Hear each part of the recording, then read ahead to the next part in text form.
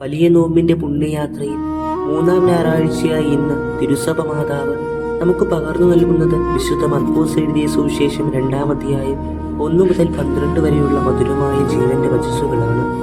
തളർന്നുപോയ മനുഷ്യന് പ്രത്യാശ നൽകുന്ന സ്വർഗീയ സന്ദേശം. തടസ്സങ്ങൾക്ക് മുൻപിൽ പിന്തിരിയാതെ മേൽക്കൂര ഭേദിച്ച് തളർവാദ രോഗിയെ യേശുവിന്റെ മുൻപിലെത്തിക്കുന്ന ആ 4 സഹോദരങ്ങളുടെ വിശ്വാസമാണ് ഇന്നത്തെ ഈ വചനത്തിന്റെ കരുത്ത്.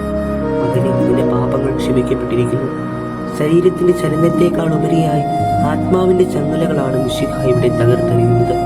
പാപമോചനം എന്ന നിശബ്ദമായ അത്ഭുതമാണ് ശാരീരിക സൗഖ്യത്തെക്കാൾ വലിയ വിപ്ലവമെന്ന് ദൈവം നമ്മെ പഠിപ്പിക്കുന്നു. തളർന്നു കിടക്കാനല്ല, തന്റെ കൃപയാ ലോകത്തെ ജയിക്കാനാണ് മിശിഹ നമ്മെ വിളിക്കുന്നത്. തകർച്ചകളിൽ നിന്ന് എഴുന്നേൽക്കാം. അവിടുത്തെ പ്രകാശത്തിലേക്ക് ഈ നോമ്പുകാലത്ത് നമുക്കൊന്ന് സഞ്ചരിക്കാം. ദൈവം നമ്മെ അനുഗ്രഹിക്കട്ടെ.